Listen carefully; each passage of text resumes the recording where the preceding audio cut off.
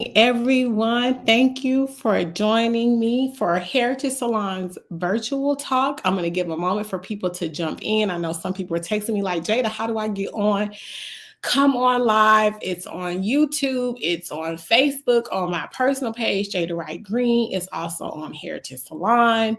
Share, come in. This is going to be a real fun talk. I know it sounds so scholarly when I say Dr. Maurice Hobson, preservation of history. Y'all, it's about to be real fun. Like, I promise it is not going to be boring. It's not going to be dull. It's going to be fun.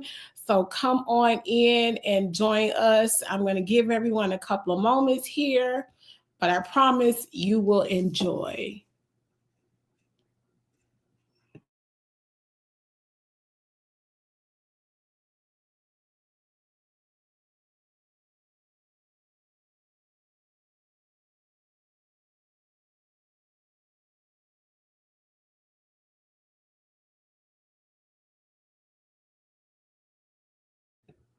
So I'm going to get started. I want to thank everyone for joining us and anyone that watches the broadcast. Please share if you are watching. Tell people to hop on. We will not be here long. I have other things to do. We all have things to do. It's Black History Month. Everyone knows I am very serious about social media during Black History Month. I used to get so frustrated because I would see all these not factual things running around about Black History Month. And so I've made it my point to push through and, as a public historian, tell factual history. And every year I have a theme. And this year it is all about the Divine Nine. And so it makes sense to interview Dr. Maurice Hobson, who recently co-authored a book, which we're going to get into. But I want to talk a little bit about him. I thank you guys for joining us, and don't forget to share. But Dr. Maurice Hobson is an associate professor of Africana Studies. He's a historian at Georgia State University. He got his PhD in history, focusing on African American history and 20th century U.S. history from the University of Illinois Urbana-Champaign. He's the author of the award-winning book, The Legend of the Black Mecca, Politics and Class in the Making of Modern Atlanta, because he is a historian on Atlanta history, y'all. Also was the lead historian of the book, With Faith in God and Heart and Mind, A History of Omega Psi Phi Fraternity. And that was published with the University of North Carolina Press. Articles also. But I want to tell you a little bit about Dr. Hobson in mainstream media, and we're going to talk about this more in detail. But in popular media, he was a consultant for the Netflix documentary, The Art of Organized Noise, which was featured in the Atlanta production team that changed the sound of hip hop with the work of Outkast and Goody Mob. He was the chief historian for the documentary Maynard, the Honorable Maynard Jackson Jr., which was Atlanta's first Black mayor. He actually did some more consulting work, a historian for Hip Hop Evolution Atlanta, a docuseries tracing hip hop's dynamic evolution from its beginning through the 1990s. He was a consultant for ESPN 30 for 30 Vic. Y'all, a lot of stuff. That's just telling you a little bit. One more I want to tell you about was the $1 million heist, the Fight Night and $1 million heist that showed on Peacock, and I think you can still see it today. But I want to bring him in here, Dr. Maurice Hobson, who, okay, I'm calling you Dr. Maurice Hobson because, I respect the PhD. But we talked and you told me, call me Mo. It's so hard for me to do that because I respect that you have a PhD. My husband got one. So tell me for tonight, Dr. Hobson or Mo, which one? Maurice or Okay. Mo it always works. I mean, I've always been those names. So I hadn't always been doctor. And I think folks give too much credit to doctor. Like, earning degrees doesn't change you. It shouldn't. Right. So, yeah. Well, thank you so much for coming this evening. Let me stop now and say I'm in my husband's office. He is a cap. He had to just show this capo paddle. I want to be respectful. And so I am being a good wife, and he have me in his office and making sure that everyone knows, because I'm not a Kappa. I'm a woman of Alpha Kappa Alpha Sorority Incorporated. This year, 25 years. I'm a Silver Star crossed in Gamma Tau Spring 2000. Just a little plug. Yes, I'm excited about this year because I remember saying, how do you get to 25? But I'm here. However, this year's theme for Black History Month for Heritage Salon was the Divine Nine. And I always try to have a virtual talk about someone that is around the theme. And it made sense to interview you, Dr. Hobson. And so I want to thank you because your schedule is so busy. I thank you for taking the time. We're not going to be past 8 o'clock. Thank you for taking the time. Thank your wife, who I think is my Sora. Please tell her thank you for allowing you to take this time. I know it's dinner time to have this conversation with me, but I want to get into it. So I want to first, let's get into something that, as to why I decided to have Divine Nine focused on this year. As you know, it's been going around. People have been denouncing their affiliation with all of the Divine Nine organization. I don't remember who all. I know we have had some. I don't know if Omega Psi Phi has, Delta has. Some people have denounced. That's their personal choice. But for me, as a public historian, I wanted to debunk the false accusation or assumption that we are doing something that is not of God, or we're worshiping a false idol. And I did that mostly because I am a Christian. My husband is a minister, and I know that you are. So I want you to talk just give me a couple of minutes about that, and then we're going to go on. Tell me what you think about this thing that's been going around and people talking about I'm denouncing and I can't, all this stuff. Tell me your thoughts about that. Well, I think it's a perverted use of self-aggrandizement in a lot of different ways. This is the thing about all of that, and I can't speak for other people on how they understand things or what they do, but I grew up in the church. I mean, the joke when I was growing up is that we had a drug problem. My mom and dad drug us to every church that we could possibly go to, and the thing about it is, when I became a member of Omega Psi Phi almost 29 years ago, there was nothing that was presented to us that made you denounce or do anything wrong. I mean, like, and the other side of it is that you can always say no. So I think we have a group of folk who are seeking attention. I think we have some different things going on in terms of social media and social influence, and it's absolutely foolish. And it's funny because here in Atlanta, I live in Atlanta, and here in Atlanta, we have several ministers of the gospel who are members of all of the Divine Nine organizations. I mean, these are good gods, praying for folk, following and promoting the kingdom of God and whatnot. And it's been interesting to see how they've even kind of come out and say, this is some foolishness. And so, hey, my heart goes out to those people who are damaged in some kind of way and they want to throw everyone under the bus. But the truth will come forth sooner or later. So I don't even think anything about it. I'll say this last thing. Several years ago, I knew of a young man who I was fairly close to at one point in time, who had an incident and he decided he was going to denounce Omega Psi Phi. And the young man was initiated at a chapter that I was very familiar with. And I was at a party. It was during the pandemic, but you would have these parties in the back of people's houses where everybody would be socially distant.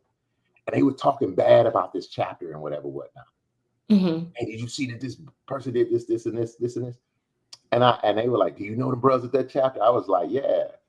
And let me just call it what it is. It was a young brother who was initiated into my undergrad chapter. Oh, okay. And I looked at him and I said, do you think that or everything that brother said, do you think that that's me? They said, nah. I said, so that has nothing to do with me. Right. So you know how it is with our organizations. One of the things that membership does is you really cannot be concerned with people on the outside and what they think they see. That's good. Yeah. My late father used to say, a lion does not concern himself with the opinion of sheep. Yeah. So and I didn't know you had been in Omega Psi Phi so long. Yeah. That's a long time. Do Yeah, y'all, does Omega Psi Phi do because like my husband is a Kappa, so he became a life member, like, I don't know, however many years. But for us, you have to be in a sorority for so long. So do y'all have that requirement too? You got to be in so many years and you can be a life member? You can get a life membership at any point in time. You just, you pay it. So, I mean, it financially would make more sense if the fraternity did make you be in for 25 years and then you get the life membership. But no, you can get it at any point in time. And I am a life member. I was initiated in the mid 1990s, and so I was in that kind of gray era. And I came through the ranks of Omega Psi Phi. I mean, I learned the ways, and I had to kind of spin when I walked in the door and do all that. So, you still hopping? At what point do they say you can't hop no more? Is it like the 60s? You can't hop no more. Well, so let me tell you what's funny about hopping. Can I still do it? Yeah. But the thing is, I'm a former athlete. Okay. And when I get hot, I sweat. I mean, like I really sweat. And so, it's just not cool to be out in public in a suit, wringing wet. Yeah. It's just not cool. I don't like wet clothes on me like that. And then, it's about time and place. When I get with the good brothers, from the 90s, anywhere from 85 to about 2002, like we may hang out, and do our thing. But, some of the stuff they out here doing nowadays, anyway, that ain't my style either. So yeah. But I'm in Tampa, and so y'all were here last summer. I can't see, y'all did a good job. It was good. I didn't go down there, but what I saw, it was good. Y'all did some great things. So listen, I want you to talk about your background, how you merged this world, because I talked about the fact that you're a historian to Atlanta, the city of Atlanta history. You worked on several documentaries. I don't think I even said all the documentaries, but when I found out about your course through my mentor, Dr. Tara White, shout out Dr. White, she said, listen, Mo is a good dude. He's a good dude. That's what she said. He's a good dude. And I say he is mentor. I've had conversations with Mo. He's a good dude. But she said he's done some remarkable things. I said, okay, let me look him up. This is before we met. We talked about this, I think, in Nashville, wherever. And then I saw all this. I said, oh, like all of this stuff you've done. The fact that you've crossed over from the scholarly world into this mainstream media with a Netflix documentary, hip hop, music, everything, ESPN 30 for 30 about, Mike Vick. Can you talk about how you were able to, because a lot of people can't do that. They can't merge from being such a scholar and academic world, and I am Dr. Maurice Hobson, and I teach Georgia State University, and then can be able to go over and you on the set of a documentary or a movie, Fight Night and the $1 Million Heights. Talk about how you were able to merge those two worlds. Well, the truth of the matter is that I'm in the academy, but not of it, meaning that the least amount of time that I spend around people, I would spend around academics or people who are smarty. That's just who I am. My family, I was born in Mississippi. I primarily grew up in Alabama, and I was blessed to have parents who were first generation college students, college graduates. I moved to Alabama. My dad was a scientist and studied sickle cell, and the highest concentration of sickle cell in North America was in Alabama Black Belt. My mom is a retired school teacher, social studies teacher. But one of the things about us growing up is that, like, we grew up around poverty, and my parents never labeled it as that. Like, there were people who I hung out with and knew very well who were poor, And my Mm-hmm. parents would treat them normally. And so I didn't recognize that I was around poverty until I probably went to college. Now, and like I said, I didn't grow up poor, but I just didn't recognize that. And Mm-hmm. so, my everyday people, I mean, there were elders when I would go see my grandmother. All four of my grandparents had a third grade education. There were elders in the community that I was from who couldn't read. So it was one of those kind of things where you treated people with respect and whatnot. So Mm-hmm. Mm-hmm. I go on to college. I went to college to be a medical doctor, and just realized I Oh. didn't like science enough to really do that. I Uh-huh. was, I mean, I did well in it, but like to get me to the point where I was going to go to medical school, I was like, nah.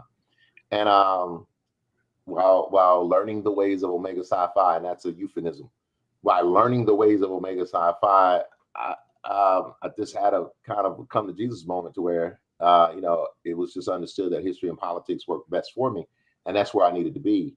And finished college. I played football in college. Finished Okay. college. Went to graduate school. Did a master's degree at the University of Alabama, and I took some time off and I taught at Tuskegee University. And then I ended up going to the University of Illinois at Urbana-Champaign. And this is what happened. When I got there, I had never been around people like that who were real. I mean, they were pejorative, they were pretentious. They only talked about pedigree, and they would swear that they were like the downest people in the world. And I was like, these are not my people. But I had Wow. traveled 750 miles from home, from Mm-hmm. Alabama, to go to Illinois. And I was like, I Mm-hmm. can't quit. And so when I really decided to fully engage history, I just decided that I was going to do this on my terms, that I was going to focus on the people that I wanted to look at, Mm-hmm. that I was going to write from the bottom up, and that I was going to write history and politics in a way that would that could live in different platforms. I mean, now it's called podcast, but like you could tell stories. Yeah. You could live on big screens and whatnot. And that's what Mm-hmm. kind of kept me motivated, is that I could always come back home. I could always fly into Atlanta, hang out, do my Mm-hmm. thing or whatnot, go into Alabama, go to Mississippi, go into Louisiana, enjoy the culture and whatnot, and not stick out. That was the thing for me. And Mm. while in graduate school, I will never forget this as long as I live. Um, I remember in the Midwest, it's cold and gray in the winter. Yeah. It's Yeah. from October 15th to about April 1st. It's great. And Yeah. I had not realized that I had seasonal affective disorder. Like it was Oh, destined wow. to be in gray areas. And so I made a pact with myself. As soon as I get done with this degree, I'm headed back down south, which Yeah. encouraged the research that I was doing. So, and Mm. to pivot to tell you about the research and how I got into doing all this stuff. When I was at the University of Alabama, I studied under this gentleman by the name of Amilcar Shabazz. He's at University of Massachusetts now, and I owe him so much. I mean, he was so patient with me. He saw things in me, and when I go into graduate school, they kept asking me. They kept saying, like, well, Maurice, what do you think you could actually write on? And I'm the Mm-hmm. biggest Outcast and Goody Mob fan in the world. Okay. I go on to Freaknik in Atlanta so many years. I Uh-huh. worked for the Olympics in Atlanta. And Oh, okay. Okay. that's how I paid my initiation fee into Omega Psi Phi, is I worked for the Olympics. And I grew up, where I grew up in Alabama was 2.5 hours from Atlanta. Where I went to college was 2 hours from Atlanta. So it was like, it was right there. But working at Tuskegee for a couple of years, I thought that I was going to write a dissertation on private historically Black colleges and Black power. Okay. And I was at Illinois. I took this graduate class called Black Politics, Art, and Culture, and that Outcast started, and Goody Mob started talking to me, and my love of the Olympics started talking to me, and the HBCUs, and I collapsed it. And I wrote this dissertation called The Dawning of the Black New South, a geopolitical, social, and cultural history of Atlanta. And the reason I did it is because it allowed for me to engage the American South, but it also allowed for me to engage what I call the global South. I mean, so like Atlanta is one of those international cities that can kind of go between all these different things, these different Mm-hmm. venues and whatnot. And so, and people would often be like, but you're from here, you're from Alabama, why don't you do anything on civil rights and that? And I was like, Atlanta is the entry point to where I can just take off from there and go in all these different directions. Right, right. And that first book, the legend of the dissertation becomes a book, The Okay. Legend of the Black Mecca, Politics and Class and Making Modern Atlanta. And at first I couldn't be dog catcher in Atlanta because they were like, how dare he write a book? Because instead of focusing on the Black elite and the Yeah. HBCUs, I kind of go on the other side of it. I go on the underbelly. And the truth of the matter is, when you're Southern, because of segregation, de jure and de facto segregation, the Black elite live amongst the working class and poor. Like in many instances in the Southern context, they're cousins. So like you like, Mm-hmm. we know Big Mama and Uncle Joe and Buck Yes. and the Dope Man and Yeah, yeah, yeah. and so that particular book really examines how Atlanta becomes this Black Mecca. It demonstrates Mm-hmm. Maynard Jackson's ascent to becoming the city's first Black mayor, what he was able to do in terms of the city contracts. It looks at the Atlanta child murders, which were swept under the rug because as early as Mm-hmm. 1975, Atlanta was trying to win the Olympic Games.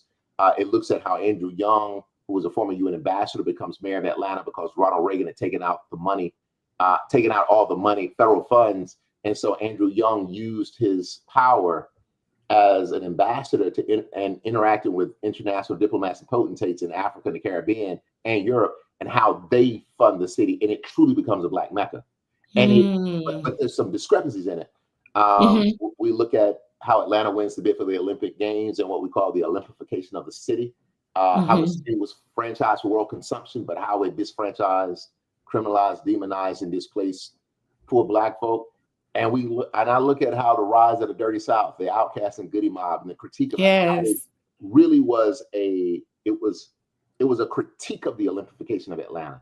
It was done by working class, poor folk, no Mm-hmm. income, low income, and how you could see these differences in class politics within Atlanta's Black communities. And so that book took off, and it allowed for me to do the Maynard Jackson documentary. It allowed for me to be a consultant producer for the Atlanta Child Murder docuseries on HBO, the Hip Hop Evolution stuff, the Freaknik documentary, the East Lake Meadows documentary, the Michael Vick ESPN 30 for 30,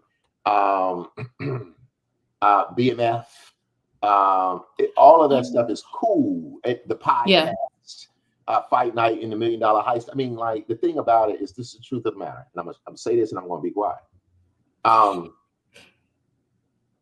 People don't read books. No.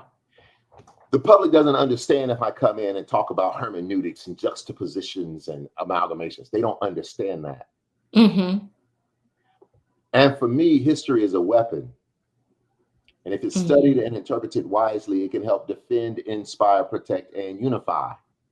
And this is where I'm going with this. If history is ignored, forgotten, or misconstrued, it can be a part of the miseducation of a people that will have them going to the back door without being told to do so. And that's a reference to Carter G. Woodson. Mm-hmm. All of our studies, history is so very important because it is the vital means to the cognition and the solution of many of the problems that beset us.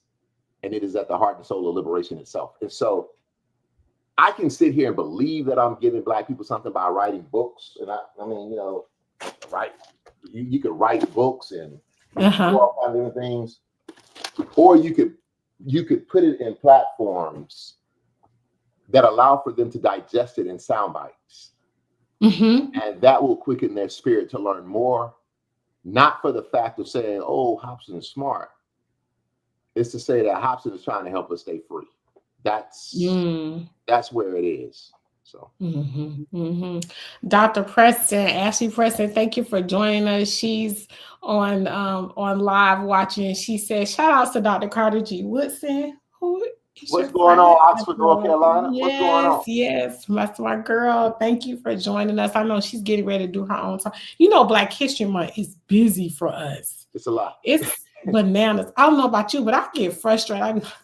When is it over? I'm always excited about it coming. But then it comes and it's just like, oh, it's a lot. Tell me one of the things that, while we're talking about Black History Month, what is it? Two things. What do you love about Black History Month, and what did you don't like about Black History Month? This is a rich question here. It is. I love Black history.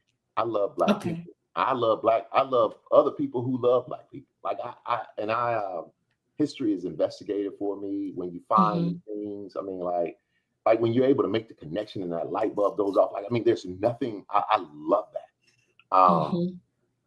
And I love the research that I do. I mean, like, Okay. I for many years I tried to kind of remove myself from being like the Atlanta guy. Okay. And my friend and brother Rico Wade, who was one of the founders, the co-founders of Organized Noise, died last year, and you know, he was close to me, and you know, I had a chance to kind of you know, be at his funeral and you know, speak to the people at his funeral. And I realized at that moment, I was like, I really do love the research that I've done, particularly on the city of Atlanta, because instead of focusing on, you know, just the elite, like, man, when you can move through the city and just see the people, it's cool. So I love that part. What I don't like about it, though, is that people assume they get black folk get caught up on style. Black folk think that, you know, I can look the part, I can wear some glasses and put a pipe in my mouth, and I can be a professor. And and they think that, I guess, you know, sometimes they may assume that I'm some kind of black preacher or something, and you know, I'm looking for a congregation. And I ain't. I'm not. That ain't what I've been called to do. But Yeah. it's sometimes you get these phone calls. I work at a public university, so I'm not hard to find. Sometimes you get these phone calls, and they'll be like, "I want you to come to Savannah and do a Black History talk." And so you're talking to them and say, "Well, what's the honorarium?" Like, Yeah. and they'll be like, "Oh, we just want you to come." And Savannah is like 4.5 hours from us. And it's just kind of like, no, I have to go with contracted work because my Black History months are already, they're booked up for years. Yes. And so, you know, it's one of those things where there are people who misread your profession as just a passion. And that it's disrespectful sometimes. But I'll say this, about 4 hours ago, I was in the grocery store. And I saw this guy I'd not seen him since before the pandemic. He's an older guy. He was talking about how, oh man, you know, brother, I'm still trying to get with you down there at Georgia State, man. I'm trying to do what you do and whatnot. And he was like, I'm back in school and doing this. And he was like, man, I didn't realize that you all had to do all this. And so we started talking. And I was telling him, I was like, there are a lot of people who believe that they can do what you do, but they don't understand the level of studying that it takes. Not just reading the books, going into the archives, sifting through every aspect of the archive, right? Finding names, running that through search engines, seeing if you can get next to kin or get access to those people, and then being able to show up and talk to people. And see, most academics can't do that. They can't go into neighborhoods. They can't go into the hoods. They can't go into the barbershop. They can't interview dope boys because they're like, well, I don't know. No, you just got to be yourself. You got to show these people who you really are. Right. And so that's the thing about it is, yeah, it takes time. You got to be ready to do this kind of work. Yeah, you do. So I want to get into your book. You co-author the latest history of Omega Psi Phi. It is the Divine Nine we're celebrating. Let's talk about it. Talk about the book, the process, why you chose to do it and do it now, because it's kind of good that you are doing it now. We kind of talked about the fact that people are, you know, walking away from their affiliation with the organizations. So it's actually very timely, so that individuals that, you know, may have questions about it, even people that are interested in joining a fraternity, can possibly, you know, read this book, because it is available on Amazon. Make sure you guys purchase your book. Support Black authors. Talk to me about that. Talk to me about all those things. The book, why you're doing it, the process, the archives. Did you find something really like amazing, you know, that you never thought you would find? Let's talk about the book. So, many moons ago, I was initiated into the Kappa Delta chapter of Omega Psi Phi Fraternity Incorporated, November 14th, 1996. after I had learned the ways of Omega Psi Phi for roughly 8 months, 3 weeks, 4 days, 23 hours, 32 minutes, and 53 seconds. And the joke, well, I won't get into that, but see, you know, went back, come back, Mo, come back. But my orientation to Omega Psi Phi was that when I was a child, my parents went to Jackson State in Mississippi. Okay. And my grandmother, my mother's mother, lived a block from Jackson State, and we would just walk on campus all the time. You know, my aunts, uncles, cousins. And I remember one time being a little boy and seeing the bruhs on a Q plot, and there was this crocus sack on this tree, and every now and again this crocus sack would move. And it was homecoming, and the Sonny Boom and South marched through the campus, and they cut this sack open, and this lamp falls out, boom, and stars, you know, green smoke so big, brother. Now, my brother and I looked at each other and said, "We're gonna do that one day." Oh wow, okay. But later on, my father had a boss. My dad was not Greek, very well educated, but not Greek. And my dad had a boss when he would be in a lab. His chair, Dr. James Vernon Caldwell, would come and pick us up from school, and he would wear this purple and gold hat. And we'd say, you know, "Mr. Caldwell, what does that hat mean?" And he says, "Boy, if you get old enough to learn about it." He was like, "I'll teach you about it." And so that was the orientation to Omega Psi Phi. My friends' fathers were all bruhs, but they would give out these scholarships and some different things in the community. They do little step shows, but they give out scholarships and whatnot. So when I went to college, like, I understood what Omega Psi Phi can be, but I also wanted to wear gold boots and had a lot of parties and all kinds of things. So I was in all of that. Yeah. But when I was online, and as I was stated before, I really did have a come to Jesus moment to where I felt like God, and I still feel this way, called me to be a historian. Says, if you do this, obedience is better than sacrifice, and if you do this, it's better than anything. And it opened doors for me. Like, it was natural for me, but I enhanced that skill. And so when I crossed, the fall that I crossed, the Association for the Study of African American Life and History was hosted in Birmingham, Alabama, where I was in school. And my African American history professor, a brother named Dr. Horace Huntley, had us his students working at this Black History Conference. And it was just phenomenal. And so as I realized I wanted to be a historian, I started going to the Asala conference every year. So I've been going since 96. But I've been going regularly since about 2001. Like, I went like 96, 98, 99, but regularly since 2001. And every year at the Asala conference, all of the brothers, of course, this is Carter G. Woodson's organization, founded in the Association for the Study of Negro Life and History. But every year, the brothers at the conference would all get together and pour a drink. And we would talk about how we needed to write a history book, because we had not had a history book since 1962. So we would all talk about it. And the thing would be is like, you know, we the brothers, like, you know, we need to step up and do this and whatnot. Well, in 2018, there was a Grand Bosselist who was elected out of the 7th District. He was elected out of the great state of Mississippi. His name was Brother Dr. David Merritt. And I had written The Legend of the Black Mecca the previous year, and I was hot. I mean, you know, I was moving and shaking. I was doing all kinds of stuff, whatnot. So as a member of Omega Psi Phi, I was seen as kind of like, okay, this is the face of history and Omega Psi Phi. So Brother Marion calls me, and he says, "Brother Hobson, we want you to write this history book and whatnot." And to be honest with you, initially, I wanted to say no, because I knew how, and I'm going to use this word, but I don't mean it this way. I knew how ungrateful the brothers were going to be. Really? The thing about it is when you write book, when you are an assistant professor who's on a tenure track, you write books and articles and get grants so that you can get to your next rank. Like you're not writing books just to write. Like it's all a means to an end. Yeah. And the thing is that the brothers would be like, dog, why you ain't put this and that, and I was like, you can't do that. Like that's not what we're doing. That's not the standard Yeah. of history.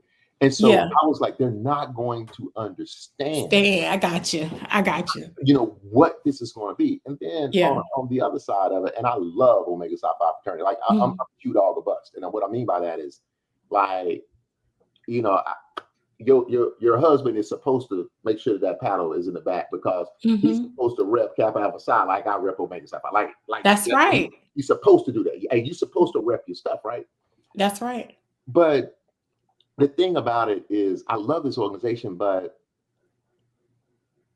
Omega Psi Phi had always kind of had this kind of rough and rowdy disposition, which is that's one aspect of the fraternity, but then there are these Mhm. other facets of the fraternity that other people don't see. And the thing about this thing is this. I began to say, no, I'm not going to write it. But then I said, I'm a middle child. I said, I Mhm. have no aspirations to be a grand basilisk. I have no aspirations to be any elected official, but I know how to write history. Mm. And this is the one way that I can make Omega be better than I found it. Yeah. And Right. so I went to Grand Basilisk and I said, I'll do it. I said, but the truth of the matter is, I said, you all think I'm the guy. I said, but I'm one of several that can do this because we've all talked about it. And so I said, the only thing I ask is you have to give me the space to do what I do. And so we assembled a team. Brother Derek Ulrich, Mhm. he's a renowned educational historian, intellectual historian. Intellectual history allows for you to understand the thoughts of how things Mhm. change over periods of time. He had focused on Du Bois and the Talented Tenth and the American Negro education. And so you can't write a history of a Black Greek letter organization if you don't have African American educational history as a part. You have to have educational history because of Howard University, that curriculums that are being taught, the Mhm. classical, the liberal arts, classical education, and whatnot. I then began to think about it, and there was this point in time where Omega Psi Phi does go international because of the wars, and so there's a brother, Jim Harper, who's at North Carolina Central, and Howard grad, and he's an Africanist, does like Black internationalism, and so Mhm. and Jim had also been at these meetings, and we pour us a nice drink and we talk about history and talk about the bros and whatnot. And then you had me, who I do the full arc of African American history, but I focus 20th century. I do civil and Mhm. human rights. I be Black Power, Mhm. cultural and Mhm. whatnot. Well, one day I'm at this meeting in South Florida, down at the Breakers. And I meet Mhm. this young brother who I'd heard about. I didn't know he's from Alabama though. And I meet him, and he was this up and coming historian. I mean, like he had not published his book yet, but I had heard, like, man, there's this young Q, and he got this really cool book on how HBCUs have been able to expand and move. Black institutions have been able to expand and move. And so I Mhm. called Aldridge and I called Harper, and I said, man, I met this brother Eddie Cole. And I said, and Eddie Cole is from the same hometown as Dr. James Anderson, who wrote The Education of Blacks in the South, Utah, Alabama, Greene County, Alabama. Eddie's from Bolaji, Doc is from Utah, and Doc was my Mhm. education advisor. But Eddie Cole is like the next, Eddie Cole is Eddie Cole, but he's like the next iteration of that same kind of pedigree as a James Mhm. Anderson. And I was like, we got to have this guy on it because if anybody was going to really write this Omega Psi Phi history book, it would have been James Anderson.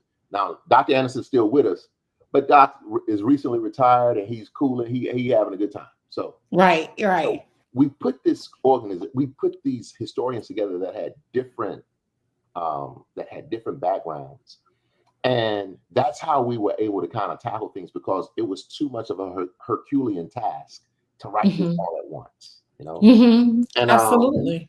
I feel like I have pledged with these gentlemen 5 times over. Um, and you asked the question like, what did you find out? Like, so like one of the interesting stories is that like before the fraternity was actually founded, like the class of 1909, the students who started Howard University in 1909 had a lot to do with the founding of Omega Psi Phi, bringing aspects of Kappa Alpha Psi to campus, Delta Theta. Like there was a lot of moving parts. Phi Beta Sigma. Like there was a lot of moving parts. But one of the things about it is it was an alpha by the name of Kelly Miller who was like really encouraging Wilbur Thurkill to like let these young men create their own organization. All right. And I won't get too deep into it, but we deal with the whole issue of colorism. We deal with the whole issue of the Student Army Training Corps. Like the whole thing about members of Omega Psi Phi and gold boots and fatigues has a whole lot to do with the Student Army Training Corps, which was the precursor to the Reserve Officer Training Corps. Friendship is essential. Wow. Speaks to like the buddy system. It was to protect Black men who were being lynched. Like there's a whole conversation there, but this is where it gets interesting. To learn about like Z. Alexander Luby, and I saw on social media that you posted a picture of Z. Alexander Luby, and then you posted his house that got bombed. But yes, Z. Alexander Luby was a world-renowned lawyer. He was a civil rights lawyer from Antigua. Been educated at Howard and at Columbia University in New York, and how he was Grand Basileus during the war years, but then he has to save Thurgood Marshall's life. Thurgood Marshall's about to get lynched. And it's Z. Alexander Luby who has to kind of figure out how to save Thurgood Marshall. Like this actually happened. So we discussed that in the book. Then in 1962, in Nashville, Tennessee, when Z. Alexander Luby represents the student protesters, the Woolworth lunch counter protesters in Nashville, his house is bombed.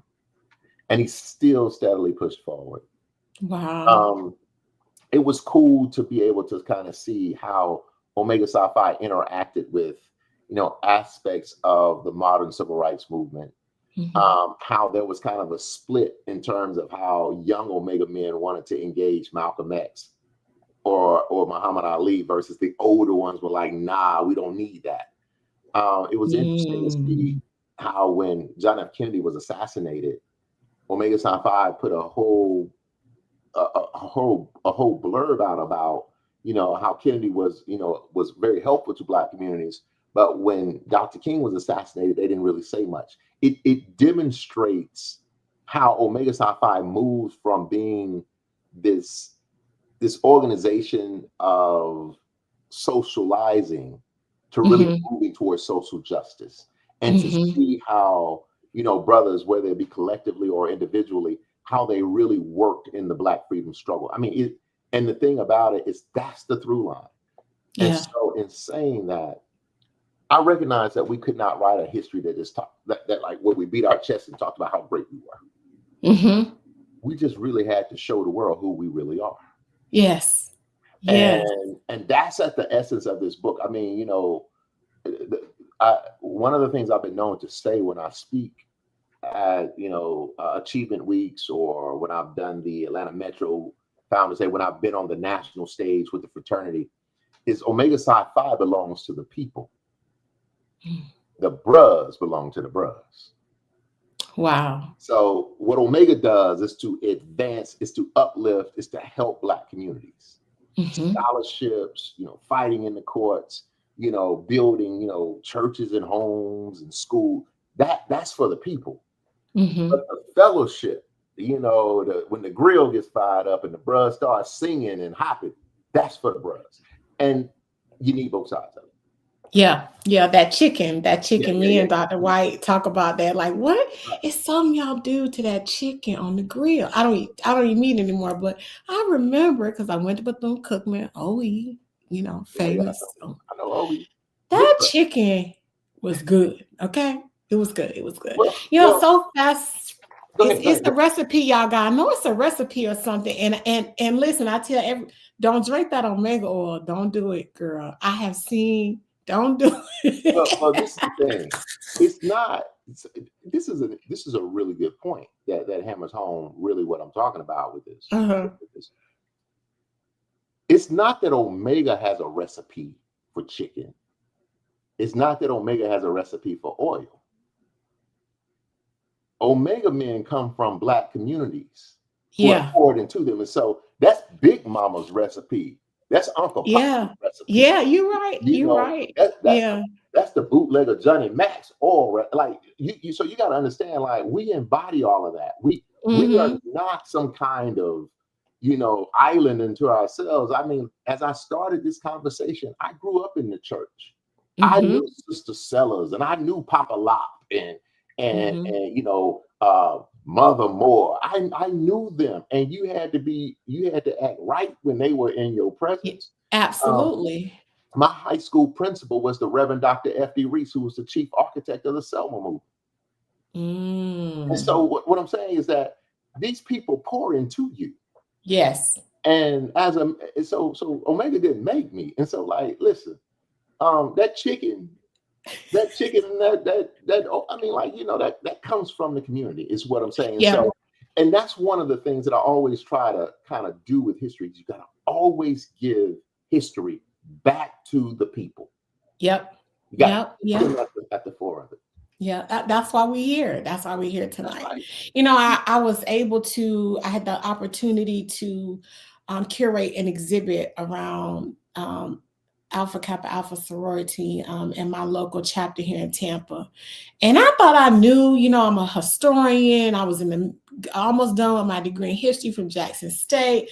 I just knew, oh, I know all about AKA history. No, sir. I spent months reading, understanding. I had the privilege of, in my chapter, is the 28th International President of Alpha Kappa Alpha Sorority Incorporated, attorney Carolyn House Stewart, who is a historian. Mm-hmm. And when they told her, Jada is doing this, Jada, you got to call her. I was like, oh my goodness, call her. Yeah, call her. I got on the phone with her. I told her something. I was like, yeah, I found this. And she's like, Jada, that's not right. And I was like, oh. And I said, but I want you to tell me what is right. Tell me if I'm wrong, because I want people to know the true history of AKA. And I learned so much, so much. And one of the things that was the most fascinating for me is a picture, and I posted it when I was focusing on AKA some days back, a picture of my sorors pushing a car that was stuck in the mud when they were a part of the Mississippi Help Project Mm-hmm. in Mississippi. Mm-hmm. It meant so much to me because a couple of things. One, it debunked that all we did was pretty girls and pearls and our head and all. We pushed that car out. And we were in Mississippi. These women were in Mississippi, left their families in the summertime, their children, their husbands, whatever, in order to give back to the community, to make sure people in Mississippi had health care, just basic things. That blew my mind. I never saw Alpha Kappa Alpha Sorority Incorporated again the same way. Tell me if there was something you located or you saw or you found out that changed your whole perspective, your life on Omega Psi Phi. Well, so to your point. So, and I'm saying this because I always knew and understood the community in which I came from. I mean, what I'm saying is that, like, my bloodline has not always been where we are right now. That one of the things that ruffles my feathers, and I have to check myself on often, is people will assume that they're seeing Dr. Maurice Hobson. Mm-hmm. And I'd be like, and I will say it out of my mouth before I know it. Don't let the smooth taste fool you. But see, those women who were pushing that car out of the mud in Mississippi, they didn't always have cars. See, it was a whole series of churches and elders who had put money together to make sure that the best and brightest from their community were able to go to Howard University or Bethune-Cookman College at the time, or Florida A&M. Like, what I'm saying is that we are the hope and the dream of our communities. That's so not everyone had that opportunity. And so sometimes, like, when you're able to go to that college campus like that, you represent not only your family, you represent the community that you're from. Yep. You know, I remember when I graduated from high school, there were old ladies who didn't have opportunities who would give me like $3 and just be like, use this when you can. And that, Yeah. and you know, what I'm saying is that these kids, they would laugh about that. Yeah. But see, when you come from humble beginnings and you understand what things are, you're like, okay, I get it. So Yeah. with that being said, the the thing about the thing about Omega Psi Phi that I've noticed, and this is something I find to be funny. I have this friend who's in this. He's in a fraternity, Mm-hmm. and he really truly believes that um, his fraternity is supposed to be the be all and end all, and that everyone else falls behind him. And I have to kind of remind him, like, I'm Q dog to the bone, man. So like, I ain't tripping on you and what you doing, but like that don't mean nothing to me. And I was, and I remember one day the gentleman was saying, well, who all do you all have in your fraternity? We have A, and we have B, and we have. Mm-hmm. Mm-hmm. And I started saying, we got James Vernon Caldwell, or we got Anthony Harris, or we got Foster Davis, or we got Mm-hmm. Bruce Otis Dozier, or we got Ivory Williams. And he was like, who are they? I was like, football coaches that were my coaches when I was in high school. Because see, this is the thing. I grew up in a small town. And even though I had opportunities, most of the guys that I played sports with in high school, and most of the young ladies that I went to school with, they were going to graduate from high school and go and work at the plant. That was Mm-hmm. their option. Yeah. And so there were several football coaches who would coach us, who would play us Omega Psi Phi. And if you had an opportunity to go to college, what they would do is they would take you to Alabama State University. They would take you to Tuskegee University. They would take you to Alabama A&M University. And because they were bros, when the bros would kick the plot, do whatever, whatnot, you kind of Yeah. stand around. And the brothers would, what's going on, young man? That's a recruiting tool. And Mm-hmm. so, Absolutely. and so the thing about, you know, that we learn, I mean, there's a lot out there on Dr. Ernest Everett Just.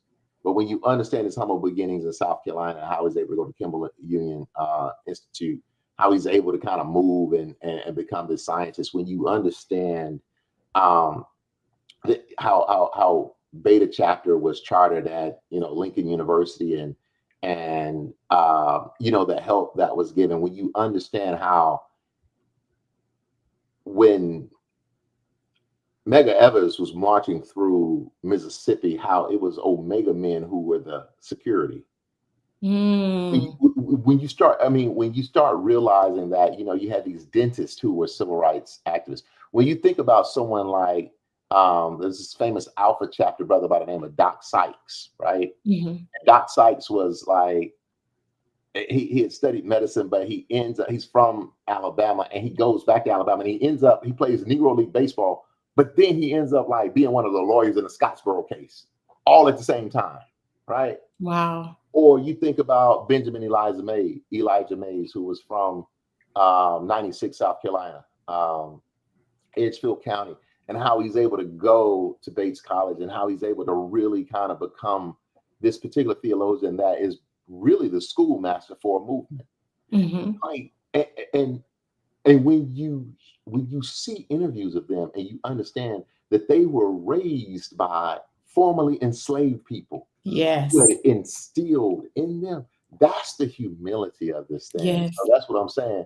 That chicken we be brewing, you know, that chicken that we be, you know, seasoning, and that oil, we get it comes from somewhere. See, the first Yeah. line in the Omega Psi Phi history book is that Omega Psi Phi's history is African American history, because we are African Americans. Yeah. And Yeah. we cannot separate that.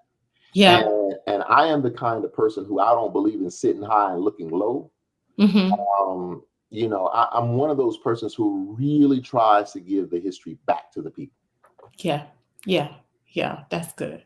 My husband is Dr. Jada Wright-Greene. He says his comment in my feed is stuck. It won't let me post it, but he says, I'm a first generation and my accomplishments are a win for my community. That's He right. just said this when we went to his grandmother's funeral. He told the story of how he got there and he thought he could just go pick up a book. You know, when you're in high school, they give you your books. He didn't realize I got to go buy my books. And he said he called his grandmother and said, Grandma, I don't know if I'm supposed to be here. You know, I didn't know I had to go buy books. And he said his grandmother said, no, you take my credit card and you go buy those books.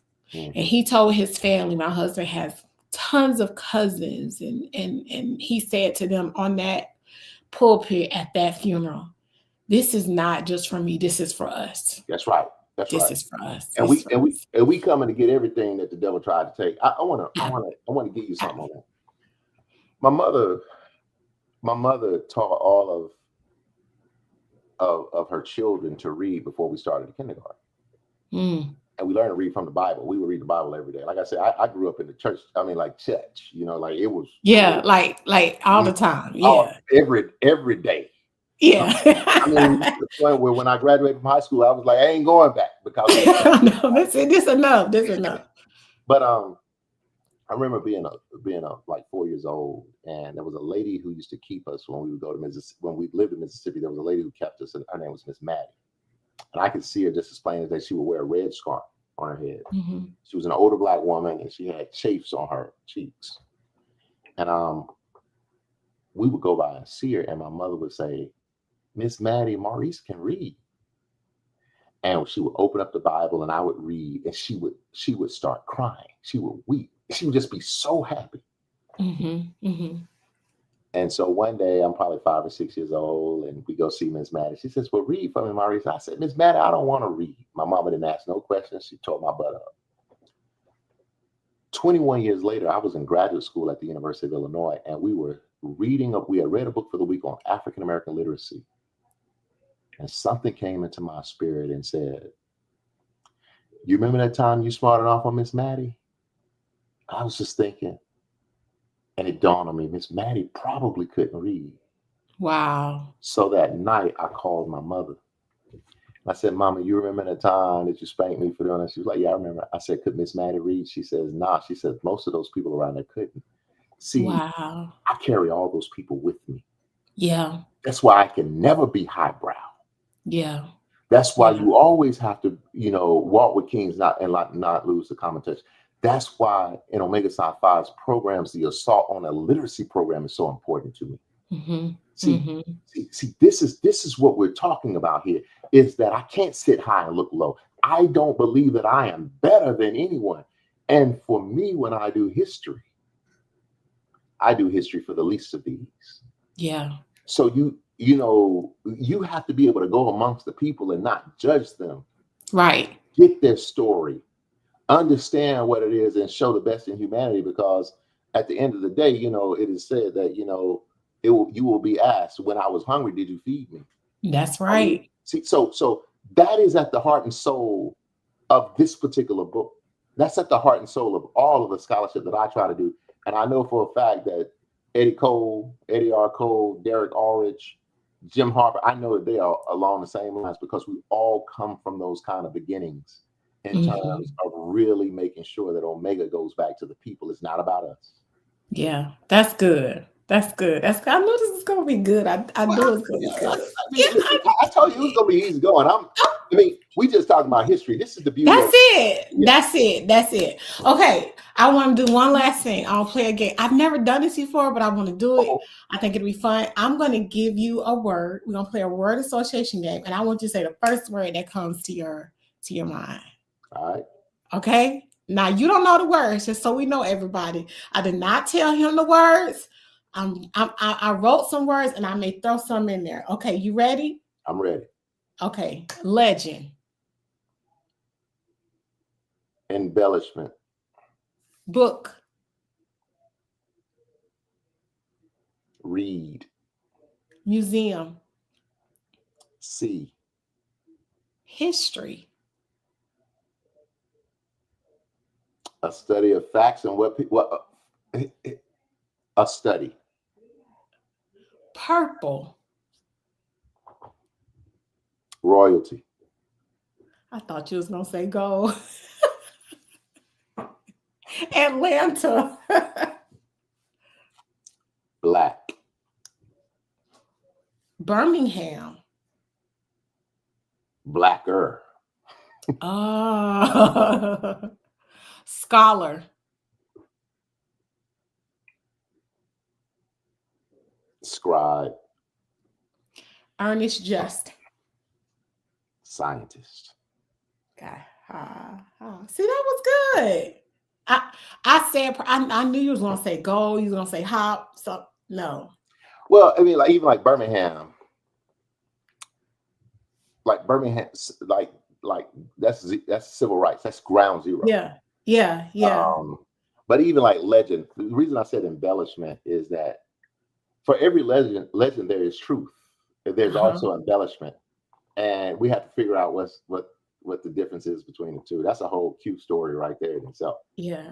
You know, every brother wants to be a Q legend, and sometimes when they get to telling these lies, dog, I was out there hopping for 32 days. You be like, yes, some of y'all is wild. Some of the, I mean, I remember being on campus, and you know, OE is OE, always respectful, always great. I knew a lot of them, and somebody came to visit, and they got crazy. I remember them running like, bro, you can't take off your clothes. You can't do that here. It was, some of them be just out there. Yeah. Well, I am not going to hold you any longer. I want to thank you for taking the time to come on to my platform, Heritage Salon. I appreciate you. You have really given my audience what I really was hoping. Telling true factual history, relating to the people, because that's why I started Heritage Salon. I wanted to have a place where people learned about Black museums, historical sites, homes, and history, and being able to relate that to your everyday person. That is why I started it. And so when I learned about you and everything you did, of course, you know, a mentor, Dr. Tara White, said, Mo is good people. And I read about you. I knew it would be fantastic to, at some point, interview you. And I think we talked about it some time ago. So when I decided, and some people don't know this, when I decide to post about Black History Month, you know, through photos in February, I always take time to think it through. Why am I doing it? What is the purpose of it? And I literally start in the summer before, like I started in July and August of my thoughts. And by October, I'm literally researching. I think I reached out to you in October asking for pictures and things. I want to be intentional. I want to be intentional about it. And I appreciate you because that is what you are. You're intentional with everything that you've done, what you touch. You're mindful of things. And like Dr. White said, he good people. He good people. You really are. I want to thank you so much. And I can't wait for you to meet my husband. 1911, y'all. I'm sure y'all going to go back and forth. He's posting in here, great historian, down to earth. He said you did a great job. Tell him to come to Atlanta. Listen, hey, Atlanta's going to be moving. I'm writing up some stuff for them right now. So okay, Atlanta. I mean, I'll make sure y'all do, because he has to come to Atlanta for something this summer, and I'll make sure you guys connect. He like you, down to earth. He from Detroit, like yeah. Oh yeah, he the dirty D is east side or west side. See, I east got side. both sides. So East side. My aunt lived off Gratiot, right by the Farmer Jacks. I'm talking about. I'm good on the east side. Oh yeah. Okay, so y'all gotta talk. Y'all gotta talk. But I want to thank you. Yes, I want to thank you for joining, Dr. Hobson. Stay right there. Thank you all for joining us. Make sure you catch the rebroadcast and share with your friends. Thank you guys for joining us this evening.